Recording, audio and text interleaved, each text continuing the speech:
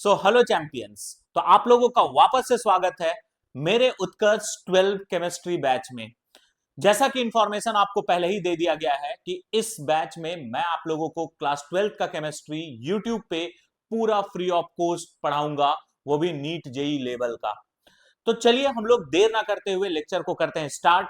और आज हमारा लेक्चर थर्ड होने वाला है। कौन से चैप्टर का? तो चैप्टर नंबर 1 जो कि सॉल्यूशन है। इससे पहले सॉल्यूशन का 2 लेक्चर ऑलरेडी आ चुका है और उस लेक्चर में हम लोग क्या बात किए हैं? तो फर्स्ट लेक्चर में हम लोग बात किए थे introduction to solution. Second lecture में हम लोग बात किए थे कंसंट्रेशन टर्म के बारे में और 3 छोटा छोटा कंसंट्रेशन टर्म हम लोग कवर किए थे। और वो 3 कंसंट्रेशन टर्म क्या क्या है? एक है आपका परसेंटेज वॉल्यूम बाय वॉल्यूम, दूसरा है परसेंटेज वेट बाय वॉल्यूम, तीसरा है मोलैरिटी। ये 3 कंसंट्रेशन टर्म के ऊपर में हम लोग बात किए थे। लास्ट कंसंट्रेशन टर्म जो कि मोलैरिटी था, उसके ऊपर में चर्चा चल ही रहा था। मोलैरिटी क्या होता है, उसका फॉर्मूला क्या होता है, उसका यूनिट क्या होता है, ये सारा हम आप लोग को बताए थे और 3 छोटा छोटा होमवर्क दिए थे। उम्मीद है आप लोगों ने वो होमवर्क किया होगा। पहले हम लोग वो होमवर्क डिस्कस करेंगे और लास्ट क्लास में जो जो पढ़े थे उसको थोड़ा बहुत रिकैप करेंगे, फिर आज के क्लास में आगे बढ़ेंगे। तो वीडियो को पूरा एंड तक जरूर देखना। फिर से मैं बोल रहा हूं कि अगर आप लेक्चर देख रहे हो तो पेन कॉपी लेकर के बैठना। पेन कॉपी लेकर के अगर नहीं बैठे हो तो लेक्चर मूवी नहीं है बाबू कि आप ऐसे करके देखोगे और आपको सारा कुछ समझ में आ जाएगा। तो अगर आप लेक्चर देखने बैठे हो तो प्लीज मेरा हम्बल रिक्वेस्ट है कि आप पेन कॉपी लेकर के बैठोगे, नोट साथ साथ बनाओगे, तभी लेक्चर देखने का फायदा होगा। और एक और रिक्वेस्ट था कि अगर आप चैनल पे नए जुड़ते हो तो प्लीज चैनल को सब्सक्राइब करना, वीडियो को लाइक करना और अपने क्लास के दोस्तों के साथ में शेयर करना। इस चैनल पे 9th-10th का भी लेक्चर आएगा, तो अगर आपके कोई छोटे भाई बहन है जो 9 और 10th में है तो उनके साथ भी आप चैनल को शेयर कर सकते हो। तो आओ हम लोग शुरू करते हैं आज का लेक्चर। अब देखो, अगर हम बात करें तो हम लोग सबसे पहले रिकैप देख लेते हैं और आज के इस लेक्चर में हम लोग क्या क्या बात करेंगे उसके बारे में बात कर लेते हैं। देखो, आज के इस लेक्चर में मेनली जो हम लोग बात करेंगे वो मोलैरिटी के क्वेश्चंस के बारे में बात करेंगे। मोलैरिटी क्या होता है वो हम लोग लास्ट क्लास में देख लिए हैं। मोलैरिटी का क्वेश्चंस प्रैक्टिस करेंगे। दूसरा जो कंसंट्रेशन टर्म यहां पे आज देखेंगे वो है नॉर्मेलिटी। ठीक है। और एक और टॉपिक आज हम लोग कवर करेंगे जो कि है परसेंटेज वेट बाय वेट। तो आज अपना टारगेट ये 3 टॉपिक होने वाला है। तो आराम से वीडियो को लास्ट तक देखना। और सबसे पहले हम लोग देखते हैं कहानी अब तक। ठीक है। हम पहले भी बोले हैं, जैसे आप लोग अगर कोई सीरियल वगैरह देखते होगे तो वहां पे आपको नया एपिसोड शुरू करने से पहले एक कहानी अब तक, एक रिकैप दिखाया जाता है। उसी तरह से हम लोग एक बार रिकैप लेंगे कि लास्ट क्लास में हम लोगों ने क्या क्या पढ़ा था। उसके बाद हम लोग आज के क्लास में आगे बढ़ जाएंगे। अगर लास्ट क्लास में याद हो तो लास्ट क्लास में जो सबसे पहला कंसंट्रेशन टर्म हम आप लोग को पढ़ाए थे जो था percentage volume by volume. Percentage volume by volume किसको कह रहे थे? तो मैं आप लोग को बताया था कि एक सॉल्यूशन लेंगे जिसका वॉल्यूम होगा 100 ml, यानी एक 100 ml के सॉल्यूशन में सॉल्यूट का जो भी वॉल्यूम प्रेजेंट होता है उसी को हम लोग परसेंटेज वॉल्यूम बाय वॉल्यूम कहते हैं। और परसेंटेज वॉल्यूम बाय वॉल्यूम निकालने का एक प्यारा सा फॉर्मूला था, और वो फॉर्मूला क्या था? ऊपर में रखते हैं वॉल्यूम ऑफ सॉल्यूट, नीचे में रखते हैं वॉल्यूम ऑफ सॉल्यूशन और इसको मल्टीप्लाई करते हैं किससे? तो 100 से। ये मेरा percentage volume by volume calculate करने का सिंपल सा फॉर्मूला था। इसके बाद अगर मैं बात करूं तो नेक्स्ट जो फॉर्मूला बताए थे वो था परसेंटेज वेट बाय वॉल्यूम का। और परसेंटेज वेट बाय वॉल्यूम हम लोग किसको कहते हैं? तो इसके बारे में हम बताए थे कि कोई भी आप क्या करो, 100 ml का सॉल्यूशन लो, उसमें सॉल्यूट का वेट चेक करो, जो भी वेट होगा वही उस सॉल्यूशन का क्या कहलाएगा? Percentage weight by volume.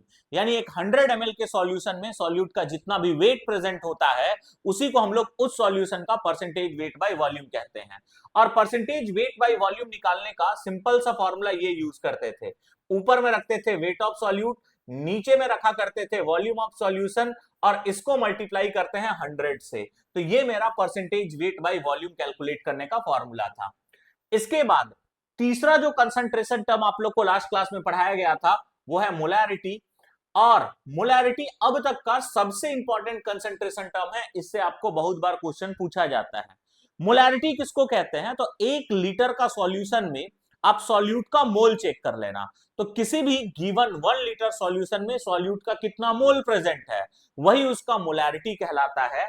और अगर आप लोग को याद हो तो मोलैरिटी निकालने का सबसे पहला फॉर्मूला हम आप लोग को ये बताए थे, ऊपर में रखते हैं मोल ऑफ सॉल्यूट, नीचे में रखते हैं वॉल्यूम ऑफ सॉल्यूशन, वो भी कौन से यूनिट में? तो लीटर यूनिट में रखते हैं। अब इसमें हम ये भी बोले थे कि जो मोल ऑफ सॉल्यूट होता है वो किसके इक्वल होता है? तो मोल कैलकुलेट करने का फॉर्मूला होता है वेट बाय मोलर मास। ठीक है, वेट बाय क्या? Molar mass. 1 मिनट रुकिएगा थोड़ा सा।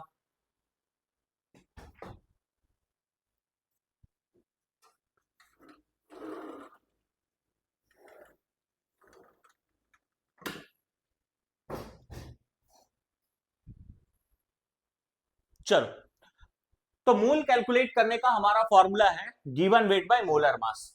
आप क्या करो, मोल के जगह में ये फॉर्मूला को रिप्लेस कर दो, तो यहां पे आ जाएगा WB by MB into volume of solution, वो भी कौन से यूनिट में? लीटर में। तो एक फॉर्मूला ये बताए थे, एक और फॉर्मूला मोलैरिटी का बताए थे। अगर आपको वॉल्यूम ऑफ सॉल्यूशन लीटर के बजाय ml में दे दे तो आपको क्या करना पड़ता है? उस ml वाले वॉल्यूम को लीटर में बदलना पड़ेगा। और उसके लिए हम लोग क्या करते हैं? तो उसके लिए आइदर आप इसको 10⁻³ से मल्टीप्लाई कर दो या 1000 से डिवाइड करोगे। दोनों केस में वो वैल्यू ऊपर चला जाएगा और यहां पे आ जाएगा, तो हम लोग इसको 1000 से मल्टीप्लाई कर देंगे। तो ये 3 बेसिक सा फॉर्मूला हम बताए थे आप लोग को मोलैरिटी का। इसके बाद हम इसका यूनिट भी आप लोगों को बताए थे, और यूनिट क्या था? तो मोलैरिटी का पहला यूनिट हम बताए थे मोल पर लीटर, दूसरा यूनिट मैं बताया था जो कि था मोलर, और तीसरा यूनिट हम सिंपली कैपिटल लेटर M बोलते थे। तो ये सारा बात हम आप लोग को लास्ट क्लास में बता चुके थे, यही था हमारा कहानी अब तक। और 3 छोटा छोटा होमवर्क दिए थे। तो कमेंट में आप लोग बताओगे कि कौन कौन होमवर्क कंप्लीट करके लेक्चर देखने के लिए बैठे हो। तो आओ अब हम लोग होमवर्क पहले डिस्कस करते हैं, कि आप लोग देखना कि वो होमवर्क बनाए थे या नहीं बनाए थे। अगर बनाए हो तो वो क्वेश्चन आपका सही बना था या नहीं बना था, इसके बारे में भी आप लोग देख लीजिएगा। ठीक है, चलो पहला क्वेश्चन हम आप लोग को ये दिए थे होमवर्क में, 2 moles of glucose is present in 2 liter of solution, find out molarity of resulting solution। देखो, क्वेश्चन पढ़ने के बाद तुमको सबसे पहले क्या लिखने बोले हैं? जो क्वेश्चन में आपको गिवन है, यानी क्या दिया हुआ है और क्या निकालना है, पहले आप वो कर लो। तो अगर आप यहां पे ध्यान दे रहे होगे तो आपको क्या दिया हुआ है? 2 moles ऑफ ग्लूकोज। अब भाई ग्लूकोज यहां पे क्या है? तो ग्लूकोज आपका एक्ट करेगा सॉल्यूट के जैसा। अब अगर बात करोगे तो यहां पे साफ साफ पता चल रहा है आपको सॉल्यूट का मोल दिया हुआ है जो कि कितना है? 2 मोल है। Is present in 2 litre of solution. अब ये जो है ये हमें वॉल्यूम दिया हुआ है, और किसका वॉल्यूम दिया हुआ है? तो सॉल्यूशन का वॉल्यूम दिया हुआ है। कितना दे रखा है? 2 लीटर दिया हुआ है। और हमें क्या निकालने बोल रहा है? तो हमें निकालने बोल रहा है मोलैरिटी। अब अगर आपको मोल ऑफ सॉल्यूट पता है और वॉल्यूम ऑफ सॉल्यूशन पता है, ठीक है, वो भी कौन से यूनिट में? लीटर में, और आपको मोलैरिटी कैलकुलेट करने बोल रहा है, तो आपको एक फॉर्मूला याद होगा, ऊपर में रखते हैं मोल ऑफ सॉल्यूट, नीचे में रखते हैं वॉल्यूम ऑफ सॉल्यूशन, वो भी कौन से यूनिट में? लीटर में। अब हम लोग सबका वैल्यू को पुट करते हैं। मोल ऑफ सॉल्यूट कितना है बच्चों बताओ? 2। वॉल्यूम ऑफ सॉल्यूशन भी कितना है बताओ जरा? 2। ये कट जाएगा और कितना आ जाएगा? 1। यानी जो भी गिवन सॉल्यूशन है उसका मोलैरिटी क्या होगा? 1 होगा। अच्छा, एक सिंपल सा सवाल आप लोगों से पूछते हैं, अब बताओ इस सॉल्यूशन का मोलैरिटी 1 आ रहा है, इसका मतलब क्या समझ रहे हो? कि जो भी सॉल्यूशन है उसका अगर हम 1 लीटर लेंगे तो उसमें सॉल्यूट का कितना मोल प्रेजेंट होगा? 1 मोल प्रेजेंट होगा। बाबू जो भी मोलैरिटी है ना वो आपको किसी भी, मतलब मोलैरिटी बेसिकली 1 लीटर सॉल्यूशन में सॉल्यूट का मोल को बताता है। जैसे सॉल्यूशन का जब हम मोलैरिटी चेक किए तो 1 आया, इसका मतलब ही है कि वो 2 लीटर और 2 मोल वाला ग्लूकोज सॉल्यूशन का अगर आप चेक करोगे और उसका 1 लीटर लेते हो तो वहां पे सॉल्यूट का मोल कितना आएगा? 1 आएगा। तो ये हमेशा याद रखिएगा कि जो मोलैरिटी है ना वो आपको 1 लीटर सॉल्यूशन में सॉल्यूट का कितना मोल है उसके बारे में बताता है। आओ अब हम लोग नेक्स्ट क्वेश्चन के तरफ चलते हैं। उम्मीद है ये क्वेश्चन आप लोग से बन गया होगा, क्योंकि काफी सिंपल सा क्वेश्चन है। आपका काम ये है, कमेंट में बताओगे आप लोग किन से ये क्वेश्चन बना था और किनका किनका आंसर सही आया था। तो अब हम लोग नेक्स्ट क्वेश्चन होमवर्क वाला देखेंगे, जो कि ये है। क्वेश्चन है 30 gram of urea is present in 2 litre of solution.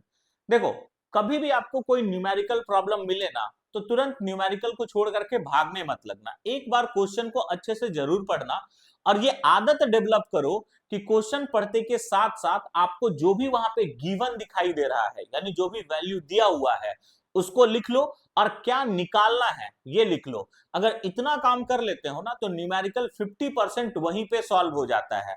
काफी बच्चे क्वेश्चन को पढ़ते ही नहीं है। खैर ये तो छोटा छोटा क्वेश्चन है, आगे कुछ बड़ा बड़ा क्वेश्चन भी आएगा, तो बड़ा क्वेश्चन का भी सिंपल सा सॉल्व करने का तरीका यही होता है कि आप क्वेश्चन को पढ़ो अच्छे से, जो गिवन है और जो आपको निकालना है ये एक जगह लिख लो, आपका आधा प्रॉब्लम वहीं पे सॉल्व हो जाएगा। तो आओ हम लोग क्वेश्चन को पढ़ते भी हैं और जो गिवन है और जो निकालना है उसको एक जगह लिखते हैं। क्वेश्चन अगर पढ़ोगे तो यहाँ पे बोल रहा है 30 ग्राम ऑफ यूरिया, यानी हमें वेट ऑफ सॉल्यूट दिया हुआ है। क्या दिया हुआ है बच्चों? वेट ऑफ सॉल्यूट कितना दिया हुआ है? 30 gram. Is present in 2 litre of solution, यानी हमें वॉल्यूम ऑफ सॉल्यूशन दिया हुआ है जो कि कितना है? 2 लीटर है। अब find out molarity of resulting solution, molarity हमें निकालना है। अब देखो यहां पे जब भी आपको सॉल्यूट का वेट दिया हुआ है ना, तो एक बात दिमाग में डाल लीजिए कि सॉल्यूट का अगर आपको वेट पता है तो आपको सॉल्यूट का मोलर मास भी जरूरत पड़ेगा। अब मोलर मास कैसे निकालोगे? तो आपको सॉल्यूट का नाम दिया हुआ रहेगा, उसके मदद से आप इजीली मोलर मास निकाल सकते हो। अब यहां पे अगर तुम देखोगे तो सॉल्यूट का आपको नाम दिया गया है और सॉल्यूट का नाम क्या है? यूरिया। यूरिया का फॉर्मूला तो बच्चे बच्चे को पता होता है NH2CONH2। आप इसका मोलर मास कैलकुलेट कर लेना, मोलर मास 60 होता है। इनफैक्ट याद भी कर सकते हो कि यूरिया का मोलर मास 60 होता है क्योंकि ये बहुत जगह यूज होगा। आगे सुनो। अब हम लोग यहाँ पे फॉर्मूला पुट करेंगे। अब देखो, आपको वेट ऑफ सॉल्यूट पता है और वॉल्यूम ऑफ सॉल्यूशन लीटर में पता है, तो मोलैरिटी का एक सेकंड फॉर्मूला हम आप लोग को बताए थे। फॉर्मूला क्या था? याद है ना? वेट ऑफ सॉल्यूट, नीचे में क्या रखेंगे बच्चों? Molar mass of solute into volume of solution, वो भी कौन से यूनिट में? लीटर में। अब अगर मैं बात करूं तो वेट ऑफ सॉल्यूट यहाँ पे कितना दिया हुआ है? 30। सॉल्यूट का मोलर मास यूरिया है 60 हो जाएगा और वॉल्यूम ऑफ सॉल्यूशन कितना है? 2 है। ये कितने बार में कैंसिल हो जाएगा? 2 टाइम्स में, यानी अपना जो मोलैरिटी आएगा वो आएगा 1/4। आप चाहो तो इसको भी डिवाइड कर सकते हो। कैसे डिवाइड करोगे? अब 1 तो 4 से कैंसिल होगा नहीं, तो हम लोग यहाँ पे पॉइंट लगाएंगे और एक 0 देंगे।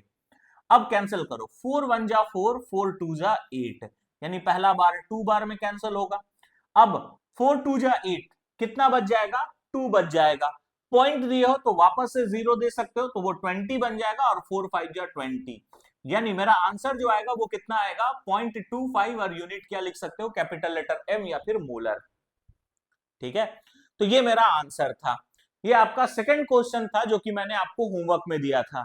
अब आप लोग कमेंट में बताओगे कि कितने लोग ये क्वेश्चन बनाए थे और कितने लोगों का ये आंसर सही आया है। ठीक है, अब थर्ड होमवर्क हम लोग बात कर लेते हैं। थर्ड क्वेश्चन जो आपको मैंने होमवर्क में दिया था वो ये था। क्वेश्चन क्या है? 30 gram of urea is present in 200 ml of solution, find out molarity of resulting solution. वापस से यूरिया यहाँ पे किसके जैसा एक्ट करेगा बच्चों? सॉल्यूट के जैसा। यानी क्वेश्चन में हमें वेट ऑफ सॉल्यूट दिया हुआ है 30 ग्राम।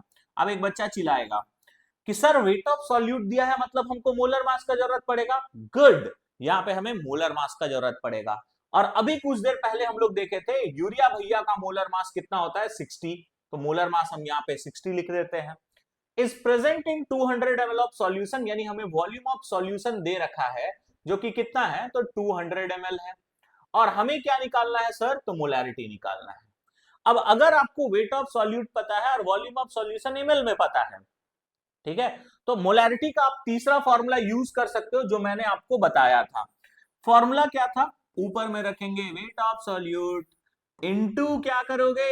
1000। नीचे में क्या रखेंगे? Molar mass of solute into क्या करोगे? वॉल्यूम ऑफ सॉल्यूशन, वो भी कौन से यूनिट में बच्चों? ml में। अब यहां पे अगर हम बात करें तो वेट ऑफ सॉल्यूट कितना है? तो 30 है, इंटू 1000 कर लो। मोलर मास ऑफ सॉल्यूट कितना हो जाएगा बच्चों? 60, into volume of solution millilitre में कितना है? 200 है। ये दो बार में कैंसल, ठीक है, ये 0 0 गया, 2 1 जा 2, 2 5 जा 10, यानी कितना आ गया सर, 5/2 आ गया। अब 5/2 आ गया और इसको हम कैंसिल करना चाहे तो कैंसिल कर सकते हैं। 2 1 जा 2, 2 2 जा 4, 1 बच जाएगा, कैंसिल होगा नहीं, पॉइंट दे करके 0 दे देना। 2 5 जा 10, यानी क्या आ जाएगा 2.5, और यूनिट कैपिटल लेटर एम या फिर मोलर लिख सकते हो। ये आ गया आंसर। आप लोग वापस से बताओगे, ठीक है, कि कितने लोगों का ये क्वेश्चन भी सही हुआ था और आंसर सही आया था, और कितने लोग का गलती हुआ, क्या गलत किए थे वो भी मुझे बताना, ताकि मुझे पता चल सके कि आप लोग कहां पे गलती कर रहे हो, और वो नेक्स्ट वीडियो में उस गलती को कैसे सुधारा जा सके उसके बारे में हम लोग बात कर सके। बात क्लियर है? तो चलो, ये था तो आप लोग का होमवर्क वाला क्वेश्चन। उम्मीद है आप लोगों ने होमवर्क किया होगा। अब जब हम आप लोग को मोलैरिटी पढ़ा रहे थे उस समय एक बात पे बार बार जोर डाल रहे थे, और वो बात क्या था कि बच्चा फॉर्मूला रटने का कोशिश मत करना, कॉन्सेप्ट को समझना। और लगभग 5-7 मिनट हम आप लोग को मोलैरिटी क्या होता है, मोलैरिटी का मतलब क्या होता है, ये सारा बात आप लोग को अच्छे से एक्सप्लेन किए थे। बात समझे? अब क्यों ये बात बोल रहे थे, अब आने वाला क्वेश्चन देखना, जहां पे आपको पता ही नहीं चलेगा कि कौन सा फॉर्मूला यूज करेंगे, आपको वहां पे कोई भी डायरेक्ट फॉर्मूला दिखाई नहीं देगा, और वहां पे काम क्या आएगा, तो कॉन्सेप्ट काम आएगा। अब देखो, नेक्स्ट जो क्वेश्चन मोलैरिटी का है वो ये दिया हुआ है, 6.022 into 10 raised to the power 22 molecule of urea is present in 500 ml of solution. Find out molarity of resulting solution. अब तुम कहोगे कि सर क्या गड़बड़ कर रहे हैं आप जो मोलैरिटी का फॉर्मूला हमको बताए थे वहां पे या तो मोल था या फिर वेट था। सर यहां ना ही मोल है ना ही वेट दिया हुआ है, क्या दिया हुआ है, नंबर ऑफ मॉलिक्यूल्स दिया हुआ है। इस क्वेश्चन को कैसे हम लोग सॉल्व करेंगे? अब आप थोड़ा दिमाग लगाओ, क्या हम लोग नंबर ऑफ मॉलिक्यूल से मोल या फिर वेट नहीं निकाल सकते हैं? आपका जवाब आना चाहिए हाँ सर बिल्कुल निकाल सकते हैं। यानी सबसे पहले काम तो हम यही कर लेंगे कि जो क्वेश्चन में दिया हुआ है वो हम लिख लेते हैं। तो हमें नंबर ऑफ मॉलिक्यूल्स दिया हुआ है, ठीक है, और ये नंबर ऑफ मॉलिक्यूल्स किसका है, सॉल्यूट का, सॉल्वेंट का, सॉल्यूशन का, किसका दिया हुआ है, तो ऑब्वियसली सॉल्यूट का दिया हुआ है। तो number of molecules of solute दिया हुआ है बच्चा, और वो कितना दिया हुआ है, तो ये दे रखा है 6.022 into 10 raised to the power 22, ये दिया हुआ है। Is present in 500 ml of solution, यानी हमें वॉल्यूम ऑफ सॉल्यूशन भी दिया हुआ है जो कि कितना है 500 ml है, और क्या निकालने बोल रहा है, मोलैरिटी निकालने बोल रहा है। अब अगर हमें मोलैरिटी निकालना है तो सॉल्यूट का या तो वेट चाहिए या फिर मोल चाहिए। तो मुझे क्या करना होगा, ये जो नंबर ऑफ मॉलिक्यूल दिया हुआ है सॉल्यूट का इसको मोल में बदलना पड़ेगा। और ये आप लोग को पता होना चाहिए कि अगर मुझे नंबर ऑफ मॉलिक्यूल पता है और मोल निकालना है तो इसके लिए एक प्यारा सा फॉर्मूला होता है, number of molecule by Avogadro number. आप सिंपली नंबर ऑफ मॉलिक्यूल को किससे डिवाइड कर दोगे बच्चों, एवोगाड्रो नंबर से डिवाइड कर दोगे। अब नंबर ऑफ मॉलिक्यूल कितना है, तो नंबर ऑफ मॉलिक्यूल है 6.022 into 10 raised to the power 22। Avogadro number तो आप सभी को पता होगा, किसको किसको पता है कमेंट में आंसर करना, क्या होगा। एवोगाड्रो नंबर का वैल्यू होता है 6.022 into 10 raised to the power 23, यहाँ पे 22 दिया हुआ है ना, ठीक है। अब जो कैंसल होगा उसको आप कर दो कैंसल, तो ये 6.022 6.022 कैंसल हो जाएगा, ठीक है। ये 10 का पावर 22 और ये कैंसल होगा तो 10 का पावर 1 बच जाएगा।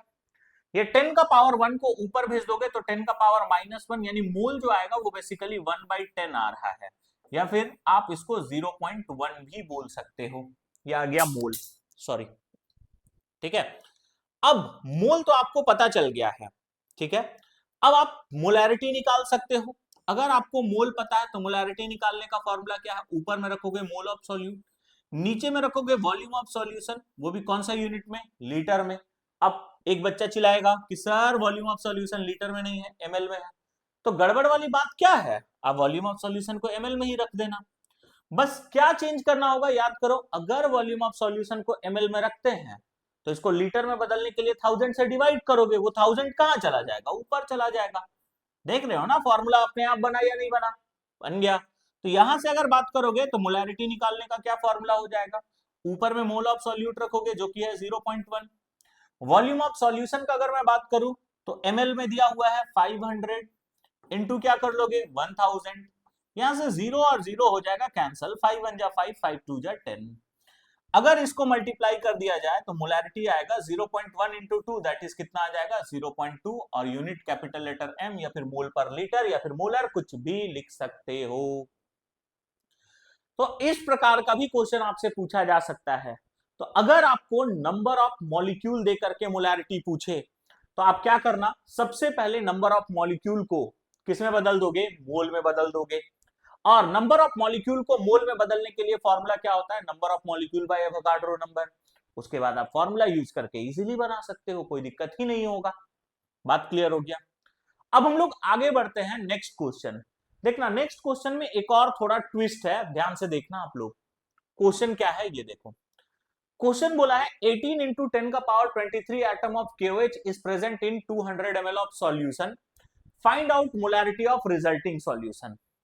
वीडियो को आप लोग यहीं पे पॉज करो, क्वेश्चन बनाओ और बताना इसका आंसर क्या होगा। ठीक है, उम्मीद है आप लोग वीडियो को पॉज किए होंगे, पहले सॉल्व किए होंगे, उसके बाद आगे का लेक्चर देख रहे होंगे। अब देखो यहां पे ट्विस्ट क्या था। अब बहुत बच्चे क्या करेंगे ना, पीछे वाला क्वेश्चन जैसे बनाए थे उसी तरह से सॉल्व करोगे। मतलब क्या किए होगे कि सर देखिए यहां पे दिया हुआ है नंबर ऑफ एटम, हम मोल निकाल लेंगे जो कि हो जाएगा 18 इंटू 10 का पावर 23, इसको डिवाइड करेंगे एवोगाड्रो नंबर से, 6 इंटू 10 का पावर 23, 6.022 को अप्रॉक्स हम लोग 6 ले लेते हैं। अब ये 23 कैंसिल हो जाएगा, ठीक है, ये कैंसिल हो जाएगा और ये 3 बार में कैंसिल होगा, मोल आ जाएगा मेरा सर 3। अब मोल आ गया तो अब हम मोलैरिटी निकाल सकते हैं। मोलैरिटी आ जाएगा, ऊपर में रखोगे मोल ऑफ सॉल्यूट, नीचे में वॉल्यूम ऑफ सॉल्यूशन, चूंकि ml में है तो ऊपर में 1000 से मल्टीप्लाई कर देंगे। मोल आ जाएगा 3 सर, वॉल्यूम ऑफ सॉल्यूशन मेरा आ जाएगा 200, इंटू कर लेंगे 1000। अब यहां से 0 0 कैंसिल हो जाएगा, 2 1 जा 2, 2 5 जा 10, 5 इंटू 3 कर लोगे 15 आ जाएगा और आप आंसर बी टिक करके आ जाओगे। बट ये जो आंसर आप टिक कर रहे हो ये गलत है, यानी 15 इसका आंसर नहीं होगा। क्या गलती किए, अब ये सुनो। आप गलती ये किए कि आप क्वेश्चन ढंग से नहीं पढ़े। अरे भाई क्वेश्चन में क्या बोला है, 18 इंटू 10 का पावर 23 एटम, यानी अब की बार नंबर ऑफ मॉलिक्यूल नहीं दिया गया है, आपको क्या दिया गया है, नंबर ऑफ एटम दिया हुआ है। अगर आपको नंबर ऑफ एटम दिया हुआ है ना बाबू, और नंबर ऑफ मॉलिक्यूल निकालना है तो इसको पहले एटॉमिसिटी से डिवाइड करना पड़ेगा। यानी अगर आपको किसी भी मॉलिक्यूल में नंबर ऑफ एटम पता है तो डायरेक्टली मोल नहीं निकाल सकते हो, पहले नंबर ऑफ एटम बदलेगा नंबर ऑफ मॉलिक्यूल में। यानी यहां पे एक एक्स्ट्रा स्टेप करना पड़ेगा और वो स्टेप है नंबर ऑफ मॉलिक्यूल निकालने का। अगर नंबर ऑफ मॉलिक्यूल निकालना चाहे तो हमको क्या करना पड़ेगा, सिंपली जो भी नंबर ऑफ एटम है जो कि दिया हुआ है 18 इंटू 10 का पावर 23, इसको आप डिवाइड करोगे एटॉमिसिटी से। अब एटॉमिसिटी किसको कहते हैं, तो किसी भी मॉलिक्यूल में कितना एटम प्रेजेंट है उसी को उसका एटॉमिसिटी कहा जाता है। अब आप बताओ KOH में टोटल कितना एटम प्रेजेंट है, KOH, K का एक, O का एक, H का एक, यानी 3 एटम प्रेजेंट है, तो इसका एटॉमिसिटी होगा 3, तो इसको 3 से डिवाइड करोगे यानी 6 बार में कैंसिल हो जाएगा। ये आ जाएगा तुम्हारा नंबर ऑफ मॉलिक्यूल। अब आप मोल निकाल सकते हो, अब आप क्या निकाल सकते हो, मोल। और मोल निकालने के लिए हम क्या करेंगे, सिंपली जो भी नंबर ऑफ मॉलिक्यूल आया है इसको एवोगाड्रो नंबर से डिवाइड करेंगे। वैसे तो एवोगाड्रो नंबर होता है 6.022, बट जिंदगी आसान बनाने के लिए उसको हम लोग अप्रॉक्स 6 ले लेते हैं। ये 10 का पावर 23, 10 का पावर 23 हो जाएगा कैंसल, ये 6 और 6 हो जाएगा कैंसल, मोल आ जाएगा मेरा 1।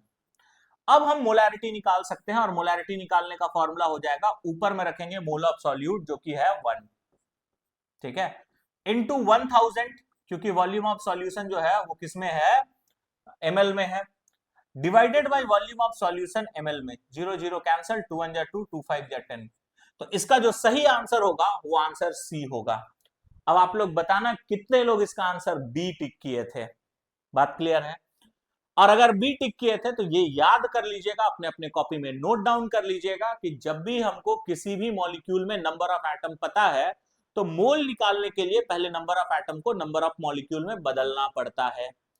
और किसी भी बच्चे को मूल कॉन्सेप्ट में कोई दिक्कत है तो क्लास 12 के साथ साथ पैरेलली क्लास 11 का भी चैप्टर चल रहा है, वो आपका पहले ही चैप्टर है मूल कॉन्सेप्ट, तो आप उसको भी देख सकते हो ताकि आपको मूल वगैरह में कोई दिक्कत ना आए। मूल का भी काफी इंपॉर्टेंस है, बोर्ड में भी इनसे क्वेश्चन पूछे जाते हैं, मतलब एप्लीकेशन पार्ट है क्लास 12 में, और जेई और नीट में भी some basic concept of chemistry यानी मूल कॉन्सेप्ट से आपको सवाल पूछा जाता है, तो आपके लिए काफी इंपॉर्टेंट चैप्टर होने वाला है। अब हम लोग आगे बढ़ते हैं और एक नया क्वेश्चन देखते हैं, ठीक है। उम्मीद है ये क्वेश्चन आप लोग को समझ में आ गया होगा। आगे बढ़ते हैं अब नेक्स्ट क्वेश्चन की तरफ। देखो मेरा नेक्स्ट क्वेश्चन क्या है, calculate molarity of solution containing 30% weight by volume of glucose.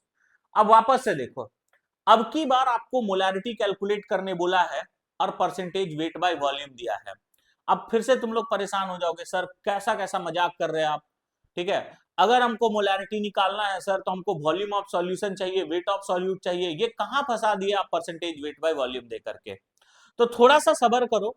आपको याद है हम कॉन्सेप्ट सिखाए थे कि अगर आपको परसेंटेज वेट बाय वॉल्यूम पता है तो उसके हेल्प से आप दो डाटा निकाल सकते हो, और वो दो डाटा क्या क्या निकाल सकते हो आप कमेंट में आंसर करना, ठीक है। चलो, अगर हमें परसेंटेज वेट बाय वॉल्यूम पता है जो कि कितना है 30%, तो यहां से हम दो डाटा निकाल सकते हैं, और वो क्या क्या है, एक निकाल सकते हैं वेट ऑफ सॉल्यूट और दूसरा निकाल सकते हैं volume of solution. Wait of solute कितना है जी 30 ग्राम, वॉल्यूम ऑफ सॉल्यूशन कितना हो जाएगा 100 ml, यही होता है ना। परसेंटेज वेट बाय वॉल्यूम का मतलब वही होता है, एक 100 ml का सॉल्यूशन में सॉल्यूट का जितना वेट प्रेजेंट है। तो सिंपल सा बात यह है ना कि अगर वॉल्यूम ऑफ सॉल्यूशन 100 है तो उसमें सॉल्यूट का वेट कितना हो जाएगा 30 ग्राम प्रेजेंट होगा। अब नेक्स्ट, ये जो परसेंटेज वेट बाय वॉल्यूम है ये किसका दिया हुआ है, ग्लूकोज सॉल्यूशन का। और ये जो ग्लूकोज है ये किसके जैसा काम करेगा, सॉल्यूट के जैसा काम करेगा। अब वापस से देखो, अगर तुमको वेट ऑफ सॉल्यूट पता होता है तो इसके लिए मोलर मास का भी जरूरत पड़ता है। अब आप सबको को याद होना चाहिए कि ग्लूकोज भी मतलब सॉल्यूट होता है, ये सब हम ऑलरेडी आप लोग को बता चुके हैं। ग्लूकोज का जो मोलर मास होता है वो 180 होता है। अगर किसी बच्चे को ये समझ में नहीं आ रहा है कि ये 180 कैसे होता है, तो ग्लूकोज का फॉर्मूला ये है C6H12O6, आप मोलर मास इसका कैलकुलेट कर लेना 180 ही आएगा। अब आपको सब कुछ पता है, आपको वेट ऑफ सॉल्यूट भी पता है, वॉल्यूम ऑफ सॉल्यूशन भी पता है, मोलर मास भी पता है, आपको मोलैरिटी निकालना है।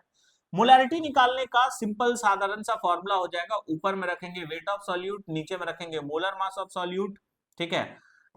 अब वॉल्यूम ऑफ सॉल्यूशन चूंकि ml में है तो ऊपर में 1000 से मल्टीप्लाई कर लो इनटू वॉल्यूम ऑफ सॉल्यूशन, ऊपर में 1000 से मल्टीप्लाई किया हो तो ये ml में ही होगा। वेट ऑफ सॉल्यूट कितना दिया हुआ है 30 दिया हुआ है into 1000। Molar mass of solute कितना हो जाएगा 180 into volume of solution in ml, तो ml में सॉल्यूशन का वॉल्यूम कितना है तो 100 है। ये 0 0 कट जाएगा, ये 6 टाइम्स में कैंसिल होगा, 0 0 यहां से भी कैंसिल हो जाएगा। तो बेसिकली कितना आ रहा है 10/6 आ रहा है, आप इसको कैंसिल कर सकते हो, 6 1 जा 6, 6 1 जा 6, कितना बच गया 4 पॉइंट देकर के 0 दे देना, तो 6 6 जा 36, फिर से 4 बचेगा, यानी आपका जो मोलैरिटी आएगा वो 1.66 आएगा, या फिर आप इसी को 1.67 भी बोल सकते हो और यूनिट कैपिटल लेटर m लिख देना। तो इस तरह से आप परसेंटेज वेट बाय वॉल्यूम अगर दिया हुआ है तो मोलैरिटी निकाल सकते हो। अब सुनिए, अगर आपको ये भी नहीं करना है ना, आप चाहते हो कि मुझे कोई डायरेक्टली फॉर्मूला मिल जाए जिसको हम इस तरह से तोड़े भी ना, डायरेक्टली फॉर्मूला में वैल्यू पुट करें और आंसर आ जाए, तो वैसा एक फॉर्मूला है, बट हम जनरली फॉर्मूला वो नहीं रटवाने का कोशिश इसलिए करते हैं क्योंकि आप कितना सारा फॉर्मूला याद करो। बट अगर आपको लगता है कि आपका मेमोरी पावर बहुत अच्छा है तो मैं आपके लिए एक फॉर्मूला बता देता हूं जिससे आप इजी वे में क्या कर सकते हो, परसेंटेज वेट बाय वॉल्यूम को मोलैरिटी में बदल सकते हो। अब फॉर्मूला क्या है इसको देखो, हम डायरेक्टली डिराइव कर देते हैं। अब वो मोलैरिटी निकालने का यही फॉर्मूला है ना, ऊपर में रखते हैं वेट ऑफ सॉल्यूट इनटू 1000, 1000 को 100 इंटू 10 कर देते हैं। किसी को कोई दिक्कत है क्या, अरे सिंपल सा बात है ना, तुम्हारे पास में 4 रुपया है तो हम ये बोलेंगे तुम्हारे पास में 2 इंटू 2 रुपीज है, तो कोई चेंजेस हो जाएगा क्या, नहीं होगा।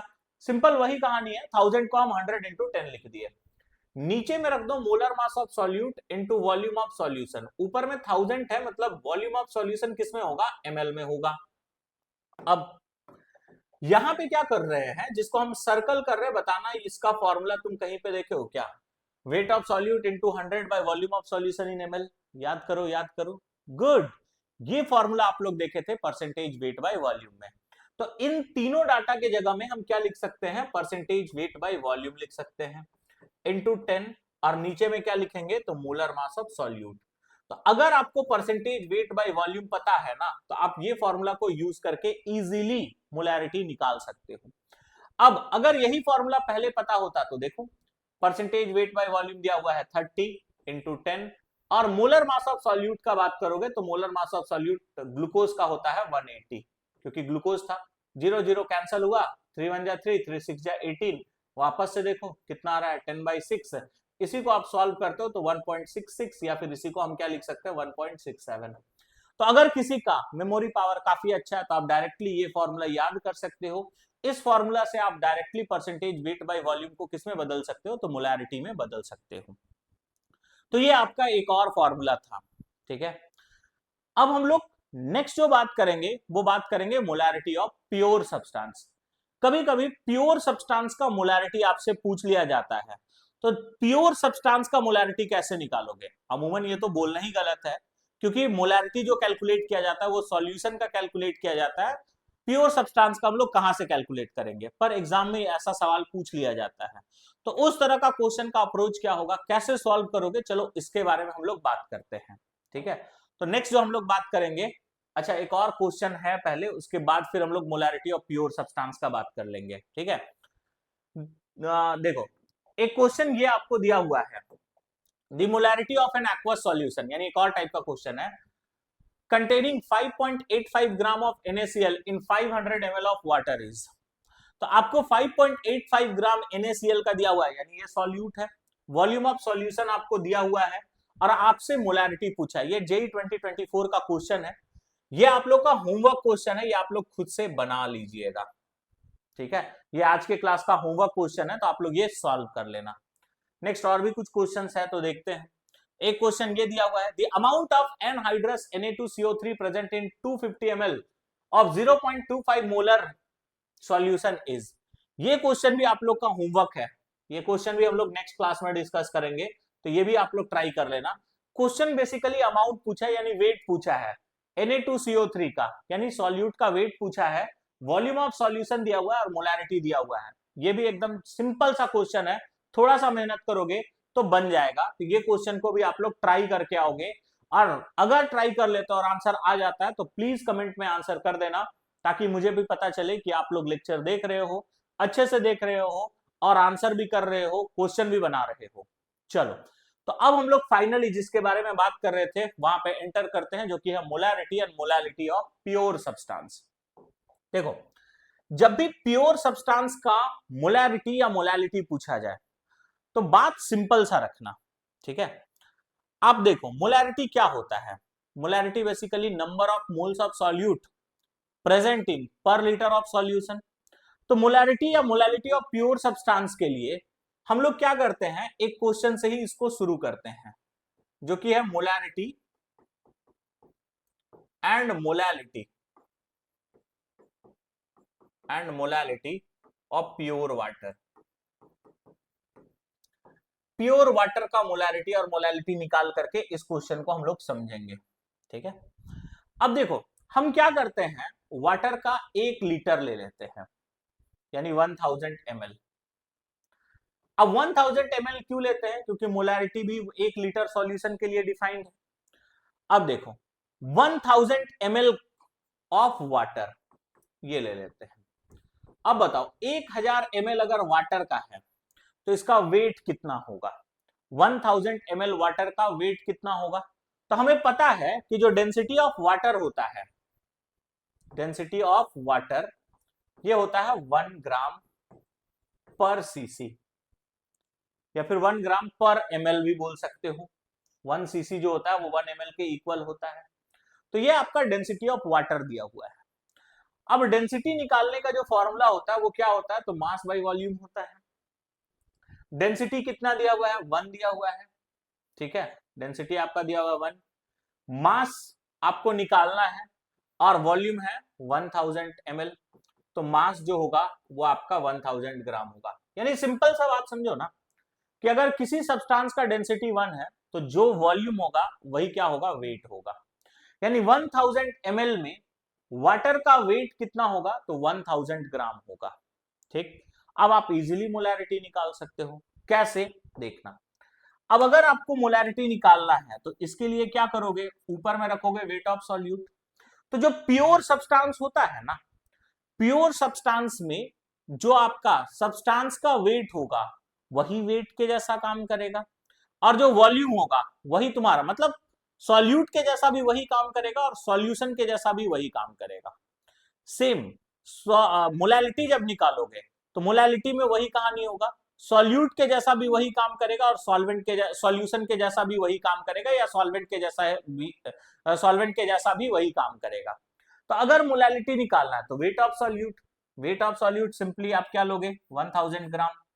ठीक है, नीचे में क्या रखोगे, मोलर मास ऑफ सॉल्यूट, यानी आ जाएगा 18 into volume of solution 1000 ml यानी 1 लीटर। अब इसको अगर आप कैंसिल करोगे तो ये आ जाएगा 55.55। ये तो मोलैरिटी जो है प्योर वाटर का वो 55.55, और यूनिट क्या लिख लोगे, कैपिटल लेटर M।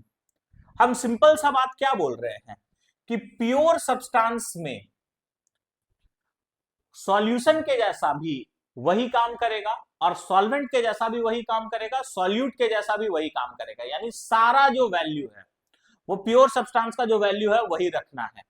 जैसे यहां पे अगर मुझे मोलैरिटी निकालना पड़ता तो सॉल्यूट का वेट, तो प्योर सब्सटेंस का जो वेट है वही सॉल्यूट का वेट के जैसा काम करेगा। मोलर मास, वाटर का मोलर मास ही रखना है क्योंकि वाटर ही था यहाँ पे। वॉल्यूम ऑफ सॉल्यूशन, यानी प्योर सब्सटेंस को जो वॉल्यूम होगा वही वॉल्यूम यहाँ पे रखना होगा आपको। तो इस प्रकार से आप मोलैरिटी निकाल सकते हो। एक और बात क्या याद रखोगे ना कि अगर सब्सटेंस का डेंसिटी 1 है तो उस केस में मोलैरिटी और मोलैलिटी दोनों बराबर होता है। अब अगर आप मोलैलिटी निकालोगे तो कैसे निकालोगे, ऊपर में रखोगे मोल ऑफ सॉल्यूट जो कि आएगा 55.5। ठीक है, हालांकि अभी मोलैलिटी आप कैलकुलेट करना सीखे नहीं हो, ठीक है, वो बाद में आपको सिखा दिया जाएगा। तो अभी इसको रहने ही देते क्योंकि मोलैरिटी में है। तो जब आपको मोलैलिटी सिखाएंगे उस समय आपको प्योर सब्सटेंस का मोलैलिटी भी कैलकुलेट करने सिखा देंगे। ठीक है, अभी के लिए इतना याद रखना कि अगर कोई सब्सटेंस प्योर है और उसका डेंसिटी 1 है तो मोलैरिटी और मोलैलिटी दोनों का वैल्यू सेम होता है। अब देखो, यही क्वेश्चन आपको नेक्स्ट स्लाइड में दिया हुआ था, molarity of pure water. Directly ये वैल्यू याद रख लेना, बहुत बार क्वेश्चन पूछा जाता है। प्योर वाटर का मोलैरिटी कितना होगा, 55.55 या फिर 55 उसी को क्या बोलते हैं, 6 बोलते हैं। तो ये मोलैरिटी ऑफ प्योर वाटर। अब मान लो कि एक ऐसा सब्सटेंस, एक ऐसा प्योर सब्सटेंस का मोलैरिटी पूछे जिसका डेंसिटी 1 ना हो, तब तुम क्या करोगे। जैसे ये सवाल है, find out molarity and molality. अभी मोलैलिटी को रहने देते हैं क्योंकि मोलैलिटी तुम लोग पढ़े नहीं हो। और pure CH3COH if density is 0.8 ग्राम पर ml। तो आपको क्या करना है, मोलैरिटी निकालना है प्योर एसिटिक एसिड का, और डेंसिटी आपको दिया हुआ है। वापस से आपको क्या काम करना है कि वॉल्यूम ऑफ सॉल्यूशन को, ठीक है, तो सॉल्यूशन का वॉल्यूम, यानी आप इसका वॉल्यूम का बात करो एसिटिक एसिड का, तो एसिटिक एसिड का वॉल्यूम कितना हो जाएगा, 1000 ml मान करके चलना है। अब अगर आपको मोलैरिटी निकालना है तो क्या करना पड़ेगा, आपको सॉल्यूट का वेट रखना पड़ेगा। कैसे रखोगे सॉल्यूट का वेट, तो आपको वॉल्यूम आप मान चुके हो, डेंसिटी आपको पता है, तो आप मास निकाल सकते हो। मास जो होगा वो डेंसिटी इंटू वॉल्यूम के इक्वल होगा। डेंसिटी है 0.8 और वॉल्यूम है आपका 1000। आप मल्टीप्लाई कर लो तो आ जाएगा 800। ठीक है, और यूनिट क्या लिख लोगे, ग्राम लिख लोगे। अब अगर आपको मोलैरिटी निकालना है तो आप सिंपली क्या करोगे, मोल ऑफ सॉल्यूट को वॉल्यूम ऑफ सॉल्यूशन से डिवाइड करते हैं। तो आप क्या करो, मोल ऑफ सॉल्यूट निकाल लो। अब वापस से प्योर है तो वही सॉल्यूट, वही सॉल्वेंट, वही सॉल्यूशन, सब वही जैसा, वही काम करेगा, वही सब्सटेंस काम करेगा। तो सॉल्यूट का मोल निकालने के लिए सॉल्यूट का वेट रखना पड़ेगा। सॉल्यूट का वेट तुम निकाल चुके हो 800 बाई मोलर मास। अब मोलर मास क्या हो जाएगा, तो 2 कार्बन है तो 24, 2 ऑक्सीजन है तो 32, प्लस 4 हाइड्रोजन है तो 4, तो 4 4 2 8 और 2 10 हो जाएगा। ठीक है, तो यहाँ 0 लिख लो, और 1 3 2 5 एंड 1 6, तो यहाँ पे 60 हो जाएगा। ये 0 और 0 यहाँ से हो जाएगा कैंसल, 2 3 जा 6। ठीक है, 2 4 जा 8 यानी 40/3 आ जाएगा, तो ये आपका मोल ऑफ सॉल्यूट हो गया, जो कि है 40/3। अब आप मोलैरिटी निकाल सकते हो, मोलैरिटी मोल ऑफ सॉल्यूट है 40/3, वॉल्यूम ऑफ सॉल्यूशन 1000 ml यानी 1 लीटर, तो बेसिकली ये हो जाएगा। यानी सिंपल बात तुमको समझ में आ रहा है कि अगर कोई सब्सटेंस प्योर है तो उसका जो मोल होगा ना, ठीक है, वही उसका मोलैरिटी कहलाएगा। अब मोल निकालने के लिए वेट निकालना पड़ेगा। वेट आपको कितना का लेना होगा, तो उस सब्सटेंस का 1 लीटर का जो वेट होगा वही रख करके आप मोल निकाल लेना। जो भी वैल्यू आएगा वही उस सब्सटेंस का, वही उस प्योर सब्सटेंस का मोलैरिटी कहलाएगा। ठीक है, तो इस तरह का भी क्वेश्चन आपसे पूछा जा सकता है, इसलिए ध्यान रखिएगा, कंफ्यूज मत होइएगा। तो ये सारा कहानी था किसका, मोलैरिटी का। अब हम लोग नेक्स्ट कंसंट्रेशन टर्म के तरफ बढ़ेंगे, और नेक्स्ट कंसंट्रेशन टर्म है नॉर्मेलिटी। वहां पे आगे बढ़ने से पहले, अगर आप लोग यहां तक लेक्चर देख रहे हो और ये सारा बात आपको अच्छे से समझ में आ चुका है, तो प्लीज मेरे को मोटिवेट करने के लिए आप कमेंट में लिख देना कि सर मोलैरिटी पूरा अच्छे से समझ में आ चुका है। ऐसा मोलैरिटी मुझे कभी समझ में नहीं आया था। इस तरह से थोड़ा 2-4 लाइन तारीफ का लिख देना, ठीक है। अगर आपको जेन्युइनली समझ में आया है तो, और नहीं समझ में आया है तो भी आप बताना कि कहां पे कमी रह गई, क्या हुआ है, ताकि उसको नेक्स्ट लेक्चर में करेक्ट किया जा सके, ठीक है। और वीडियो को तो जरूर लाइक करना, चैनल को जरूर सब्सक्राइब करना। अब आगे बढ़ते हैं और नेक्स्ट कंसंट्रेशन टर्म शुरू करते हैं, जो कि है नॉर्मेलिटी। बच्चे अगर हम नॉर्मेलिटी का बात करें, नॉर्मेलिटी को हम लोग स्ट्रेंथ के नाम से भी बुलाते हैं। जैसे मोलैरिटी को कंसंट्रेशन बोला जाता है ना, उसी तरह से नॉर्मेलिटी को स्ट्रेंथ कहा जाता है। अब नॉर्मेलिटी को हम लोग किससे रिप्रेजेंट करते हैं, तो नॉर्मेलिटी को कैपिटल लेटर एन से रिप्रेजेंट किया जाता है।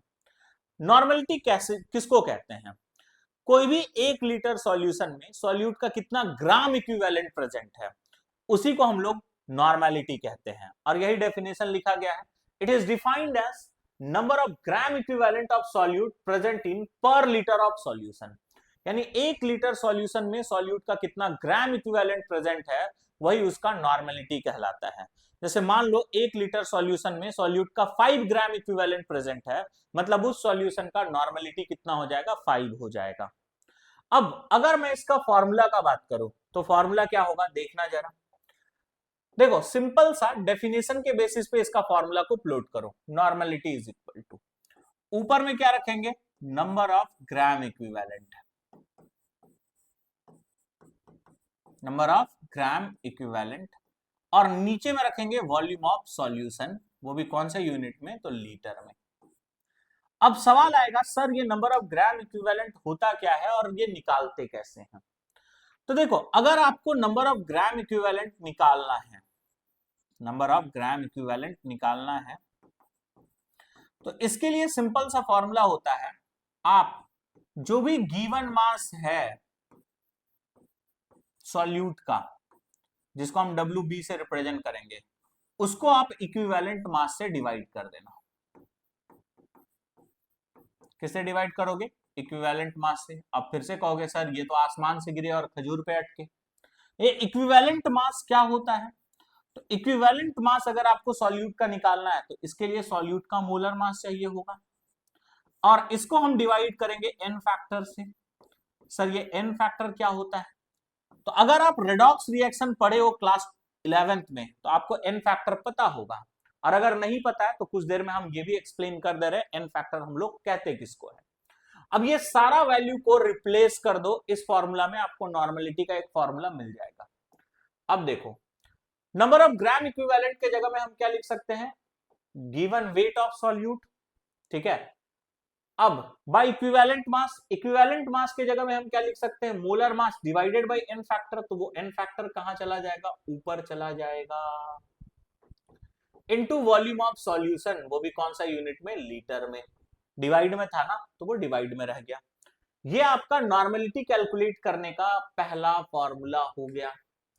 अब एक बच्चा कहेगा सर मान लीजिए वॉल्यूम ऑफ सॉल्यूशन लीटर के बजाय ml में दे दे, तब क्या करेंगे। इस केस में भी घबराने वाली कोई बात नहीं है बच्चों, आप सिंपली ऊपर में 1000 से मल्टीप्लाई कर देना, काम हो जाएगा। Divided by molar mass of solute into volume of solution, litre के बजाय आप किस में रखोगे, ml में रखोगे। ये आपका नॉर्मेलिटी कैलकुलेट करने का दूसरा फॉर्मूला हो जाएगा। ठीक है, ये आपका नॉर्मेलिटी कैलकुलेट करने का सेकंड फॉर्मूला हो गया। ठीक है, अगर हम बात करें नॉर्मेलिटी कैलकुलेट करने का थर्ड फॉर्मूला का, तो देखना जरा, जिसको हम सर्कल कर रहे हैं, बताओ ये किसका फॉर्मूला है? Wait of solute, molar mass of solute into volume of solution in litre. ये किसका फॉर्मूला था? याद करो। गुड, ये मोलैरिटी का फॉर्मूला है। तो इसके जगह में हम मोलैरिटी लिख सकते हैं। तो नॉर्मेलिटी का एक सबसे सिंपल सा फॉर्मूला है मोलैरिटी इनटू एन फैक्टर। अब कहोगे सर फॉर्मूला वगैरह तो समझ में आ गया, अभी तक एन फैक्टर पे मेरा सुई अटका हुआ है। ये एन फैक्टर क्या है, कैसे निकालते हैं? बाबू, अगर एन फैक्टर कैलकुलेशन का आपको डिटेल डिस्कशन देखना है तो वो आपको रेडॉक्स में ही मिल सकता है। यहां पे हम बेसिक आइडिया आपको बता देते हैं जिससे आप एन फैक्टर छोटे छोटे सब्सटेंस का निकाल सकते हो। अगर हम बात करें एन फैक्टर का, तो एन फैक्टर हम लोग कैलकुलेट करते हैं किसके लिए? तो एक कैलकुलेट करते हैं एसिड के लिए, दूसरा बेस के लिए कैलकुलेट करोगे, और एक कैलकुलेट करोगे सॉल्ट के लिए।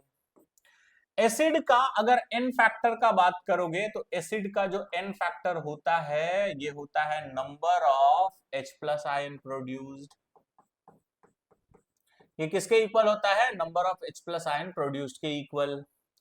बेस के लिए अगर एन फैक्टर का बात करोगे तो बेस का जो एन फैक्टर होता है वो होता है number of OH minus ion produced. ठीक है, और सॉल्ट का जो एन फैक्टर होता है वो किसके इक्वल होता है? सॉल्ट का अगर हम एन फैक्टर का बात करें तो ये किसके इक्वल होता है? Total charge, total charge on cation और एनायन। देखो हम दोनों का बात नहीं किए, या तो केटायन या फिर एनायन के ऊपर में टोटल चार्ज कितना है ये निकाल लोगे तो आपको एन फैक्टर पता चल जाएगा। किसका? सॉल्ट का। अब सुनो ध्यान से, कोई धक्का मुक्की नहीं। अब एग्जांपल लेते हैं। सबसे पहले एसिड का अगर बात करोगे HCl, अब देखो ये टोटल कितना H प्लस आयन प्रोड्यूस कर सकता है? एक, इसलिए इसका एन फैक्टर जो होगा वो कितना हो जाएगा? 1 हो जाएगा। अब देखो कहीं कहीं पे ऐसे कंफ्यूज कर सकता है, जैसे H2SO4 का बात करें, मान लो आपको रिएक्शन दिया हुआ है ऐसे H plus plus HSO4 minus, तो आपको रिएक्शन के बेसिस पे एन फैक्टर बताना है। ऐसा नहीं देखना है कि अच्छा 2 गो है तो इसका एन फैक्टर 2 होगा। अरे इस रिएक्शन में ये कितना H प्लस आयन प्रोड्यूस किया है? एक, तो इसका जो एन फैक्टर होगा वो कितना हो जाएगा? 1 यानी 1 होगा। अब अगर नेक्स्ट H2SO4 का बात करोगे तो फिर से ये कैसे डिसोसिएट करेगा? ये डिसोसिएट करेगा 2H plus plus SO4 2 minus. ठीक है, इसका अगर एन फैक्टर का चर्चा किया जाए और बात किया जाए तो इसका एन फैक्टर कितना हो जाएगा? 2 हो जाएगा। ठीक है, बट एक बच्चा हमसे ये सवाल करेगा, सर मान लेते हैं रिएक्शन नहीं दिया हुआ, हमको बोला H2SO4 का एन फैक्टर बताओ, तो 1 लिखेंगे या 2 लिखेंगे? अब अगर रिएक्शन नहीं दिया हुआ है ना तो उस केस में मैक्सिमम कितना H प्लस आयन प्रोड्यूस कर सकता है वही उसका एन फैक्टर होगा। तो इसका जो एन फैक्टर आप बोलोगे बच्चों वो कितना होगा? 2 होगा। इसी तरह से कोई कोई एसिड का और एन फैक्टर लिख लो, काम आएगा। जैसे एक H3PO4, इसका एन फैक्टर जो होता है वो कितना होगा? तो इसका एन फैक्टर 3 होता है। एक H2PO3 का बात करेंगे, इसका एन फैक्टर कितना होता है? तो इसका जो एन फैक्टर होगा वो 2 होगा। अब ऐसा क्यों होता है आप मुझे कमेंट में आंसर करोगे, ठीक है, और हम चेक करेंगे कि आप लोग इसका सही आंसर कर रहे हो कि नहीं कर रहे हो। यहां पे भी 3 था, यहां पे भी 3 था, ठीक है, बट यहां पे एन फैक्टर 3 हुआ, बट यहां पे एन फैक्टर 2 क्यों बोल रहे हैं? इसका रीजन आप कमेंट में लिखोगे, ये आप लोग को पता होना चाहिए। तो ये कुछ एसिड का कॉमन एन फैक्टर था। जैसे बेस का अगर एन फैक्टर का बात करोगे, मान लो KOH दिया हुआ है, KOH में एक OH माइनस आयन लिबरेट होगा, तो इसका जो एन फैक्टर होगा वो कितना हो जाएगा? 1 होगा। ठीक है, अगर हम MgOH होल ट्वाइस का बात कर ले तो यहाँ पे 2 आपको लिबरेट कर सकता है OH माइनस, तो जो इसका एन फैक्टर होगा वो कितना हो जाएगा? 2 हो जाएगा।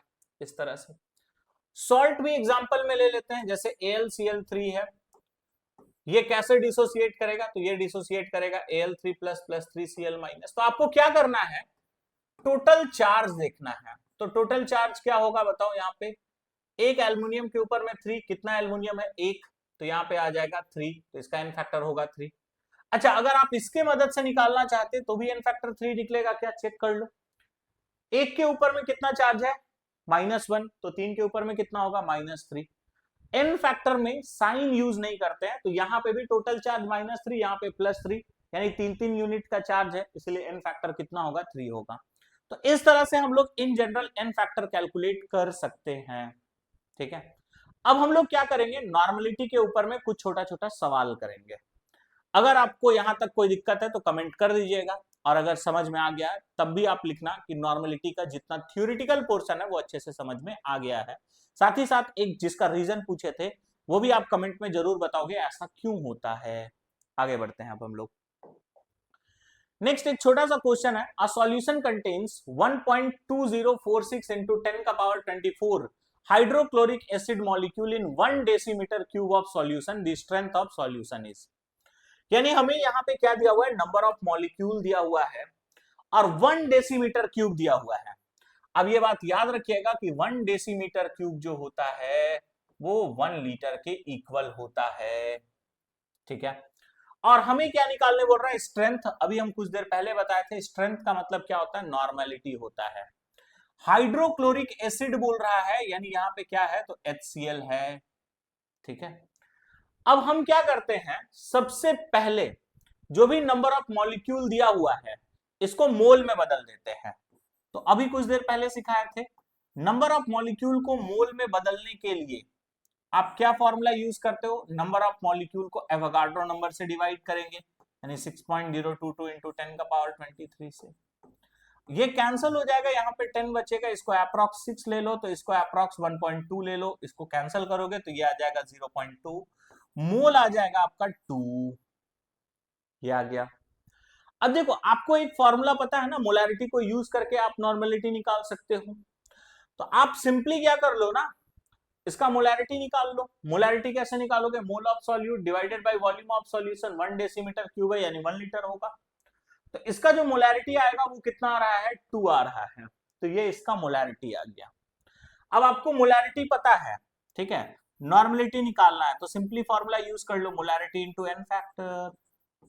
ठीक है, मोलैरिटी कितना दिया हुआ है? तो मोलैरिटी इसका 1 निकला है, सॉरी 2 निकला है, और HCl का एन फैक्टर अभी हम कुछ देर पहले आपको बताए थे जो कि होता है 1, तो यहां से आ जाएगा 2 और यूनिट कैपिटल लेटर n लिख लोगे। इस तरह से हम लोग नॉर्मेलिटी निकाल सकते हैं। ये सिंपल सा क्वेश्चन था। ठीक है, अब हम लोग नेक्स्ट क्वेश्चन की तरफ बढ़ेंगे, और नेक्स्ट क्वेश्चन क्या है देखना। आपको सिंपल सा बोला है कि normality of 2 molar sulphuric acid is. Sulphuric acid हम लोग किसको कहते हैं? तो H2SO4 को सल्फ्यूरिक एसिड बोला जाता है।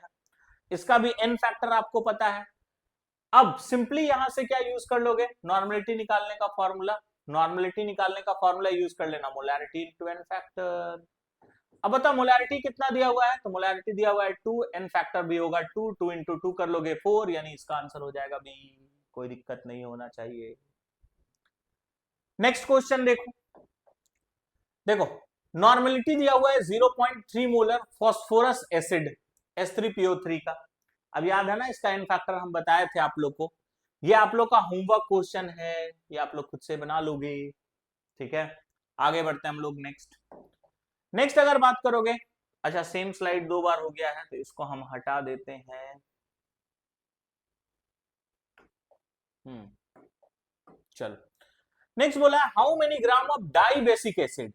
ये भी क्वेश्चन आप लोग का होमवर्क रहेगा, इसको भी आप लोग थोड़ा ट्राई करोगे, हम यहाँ पे कोई हिंट नहीं देंगे।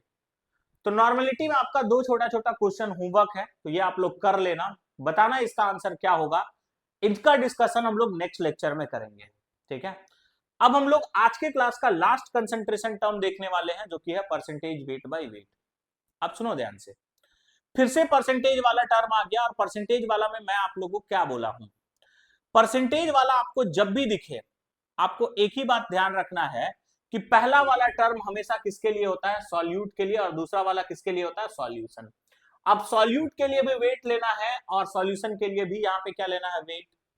परसेंटेज हमेशा 100 में देखा जाता है और 100 किसका लिया जाता है, सॉल्यूशन का लिया जाता है। तो हम क्या बोलेंगे, एक 100 ग्राम का सॉल्यूशन में सॉल्यूट का जितना वेट प्रेजेंट है उसी को उस सॉल्यूशन का क्या बोला जाता है, परसेंटेज वेट बाय वेट कहा जाता है। मतलब क्या है, मान लो एक 100 ग्राम का सॉल्यूशन है, उसमें 10 ग्राम सॉल्यूट का प्रेजेंट है, तो उसका परसेंटेज वेट बाय वेट कितना हो जाएगा, 10% हो जाएगा। एक 100 ग्राम के सॉल्यूशन में सॉल्यूट का 20 ग्राम प्रेजेंट है, मतलब परसेंटेज वेट बाय वेट कितना होगा, 20%। तो एक किसी भी गिवन 100 ग्राम सॉल्यूशन में सॉल्यूट का जितना वेट प्रेजेंट होता है उसी को उस सॉल्यूशन का परसेंटेज वेट बाय वेट कहा जाता है। यही बात यहां पे लिखा हुआ है। क्या लिखा है, तो it is defined as weight of solute present in 100 gram of solution. ठीक है, एक 100 ग्राम सॉल्यूशन में सॉल्यूट का जितना वेट प्रेजेंट होगा उसी को उस सॉल्यूशन का परसेंटेज वेट बाय वेट कहते हैं। अब अगर हम लोगों को परसेंटेज वेट बाय वेट निकालना है तो इसके लिए क्या फॉर्मूला होगा, पहले देखो, उसके बाद फॉर्मूला खुद से तुम लोग बता सकते हो। मान लेते हैं कि 300 ग्राम सॉल्यूशन का है और इसमें सॉल्यूट का आपको 60 ग्राम दिया हुआ है। 60 ग्राम वेट पता है किसका, सॉल्यूट का, और आपसे पूछा कि बताओ परसेंटेज वेट बाय वेट क्या होगा। अभी कोई फॉर्मूला पता नहीं है, हम डेफिनेशन के हिसाब से चलते हैं। देखो, अगर 300 ग्राम सॉल्यूशन में बात करोगे तो इसमें सॉल्यूट का कितना ग्राम है, 60 ग्राम है। 1 ग्राम सॉल्यूशन में अगर हम बात करें तो सॉल्यूट का कितना हो जाएगा, 60 बाई 300। अब परसेंटेज वेट बाय वेट देखा जाता है 100 ग्राम सॉल्यूशन में, तो 100 ग्राम सॉल्यूशन में कितना हो जाएगा, 60 बाई 300 इंटू 100। 0 से 0 कैंसिल हो जाएगा, 3 2 जा 6 और 0 यहां पे आ जाएगा। यानी एक 100 ग्राम सॉल्यूशन में सॉल्यूट का कितना ग्राम प्रेजेंट है, तो 20 ग्राम। यानी ये जो सॉल्यूशन है इसका परसेंटेज वेट बाय वेट कितना हो जाएगा सर, तो 20% हो जाएगा। अब तुम सोचो क्या किए, ये जो 60 है वो क्या चीज को बता रहा है, वेट ऑफ सॉल्यूट को। ये 300 जो है वो वेट ऑफ सॉल्यूशन को, और चूंकि 100 ग्राम में देखा जाता है तो 100 से मल्टीप्लाई कर देते हैं। अब यही फॉर्मूला के बेसिस पे आप easily percentage weight by weight का फॉर्मूला निकाल सकते हो। तो percentage weight by weight calculate करने का क्या फॉर्मूला हो जाएगा, ऊपर में रख दोगे वेट ऑफ सॉल्यूट, नीचे में आप रख दोगे वेट ऑफ सॉल्यूशन और इसको मल्टीप्लाई कर लेंगे किससे, तो 100 से।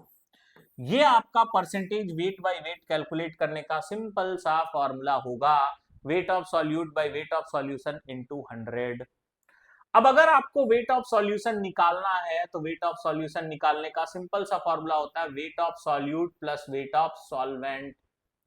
हम ये पहले भी बता चुके हैं, बी का मतलब जहां जहां बी यूज कर रहे हैं वहां वहां समझ जाना हम बात कर रहे हैं सॉल्यूट का, जहां जहां ए यूज कर रहे हैं वहां वहां समझ जाना सॉल्वेंट का। तो सॉल्यूट का वेट और सॉल्वेंट का वेट को ऐड कर दोगे तो आपको सॉल्यूशन का वेट मिल जाएगा। ये था। अब परसेंटेज वेट बाय वेट का मीनिंग क्या है, कभी कभी इसका भी जरूरत आप लोग को पड़ता है। जैसे मान लेते हैं कि अगर किसी क्वेश्चन में आपको दिया हुआ है, ठीक है, 30% वेट बाय वेट ये दे रहा है, 30% weight by weight of solute, तो इसका मतलब आप क्या समझोगे।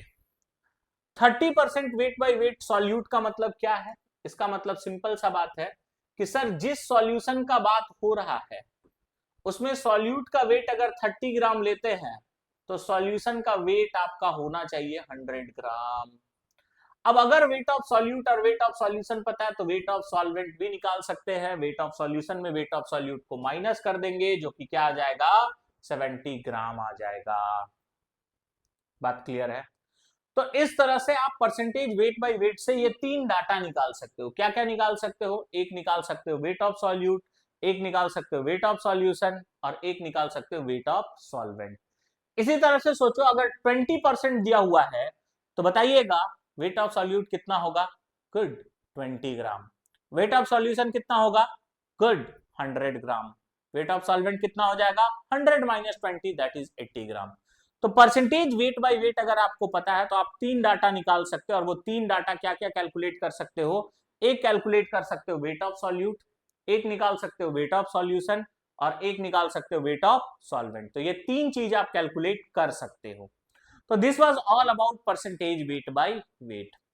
परसेंटेज वेट बाय वेट से भी अगर बात करोगे तो कुछ छोटा छोटा क्वेश्चन है, जैसे दिया हुआ है 30 gram of solute is dissolved in 170 gram of water, find out percentage weight by weight of resulting solution. ये भी आपका होमवर्क क्वेश्चन है। आगे अगर बात करोगे नेक्स्ट, तो बोला है 50 gram of solute is present in 500 gram of solution, find out percentage weight by weight of resulting solution. ये भी आपका होमवर्क क्वेश्चन है। बहुत सारा होमवर्क आज आप लोग को मिला है। नेक्स्ट अगर बात करोगे तो इस क्वेश्चन में देखो परसेंटेज वेट बाय वेट दिया हुआ है, डेंसिटी दिया हुआ है, और आपको निकालना क्या है, तो आपको निकालना है परसेंटेज वेट बाय वॉल्यूम। ये क्वेश्चन भी आप लोग का होमवर्क है। आज के क्लास में आप लोग को टोटल 5-6 क्वेश्चन होमवर्क मिला है। इसको आप अच्छे से बनाना, देखना बनता है या नहीं बनता है। ये सारा क्वेश्चन को हम नेक्स्ट क्लास में डिस्कस करेंगे, और नेक्स्ट क्लास में भी आप लोग लेक्चर जरूर देखना और कमेंट में बताना कि ये सारा क्वेश्चन आपसे बना था या नहीं बना था। इस वीडियो में भी ये सारा होमवर्क क्वेश्चन का आंसर आप लोग कमेंट में करोगे, उम्मीद है आप लोग जरूर करोगे, ठीक है। और यहाँ पे हम लोग का आज का जितना भी टॉपिक हम लोग सोचे थे कि कवर करने का, वो हो गया है कंप्लीट। तो अब बारी है लेक्चर को एंड करने का। तो आज का लेक्चर हम लोग यहीं तक रखेंगे, इसके आगे हम लोग नेक्स्ट लेक्चर में देखेंगे। वापस से जाते जाते अगर आप वीडियो यहां तक देख रहे हो तो प्लीज वीडियो को लाइक करना, चैनल को सब्सक्राइब करना और अपने दोस्तों के साथ शेयर करना। वंस इस चैनल में सफिशिएंट नंबर ऑफ सब्सक्राइबर हो जाए तो रिकॉर्डेड के बजाय मैं लाइव आकर के पढ़ाऊंगा इस चैनल पे, ठीक है। तो आप लोग कोशिश करना कि वीडियो को जरूर लाइक करना और चैनल को सब्सक्राइब करना और ज्यादा से ज्यादा वीडियो को शेयर करना अपने दोस्तों के साथ में। तो चलिए, इसी इंफॉर्मेशन के साथ हम लोग मिलेंगे नेक्स्ट लेक्चर में। आप लोग मन लगा करके पढ़ाई करिए अपने उत्कर्ष 12 बैच के साथ में, एटॉमिक आशीष चैनल पे, मेरे साथ पे। तो मन लगा करके आप लोग पढ़ाई करना। मिलते हैं नेक्स्ट लेक्चर में। सभी को थैंक यू, बाय बाय।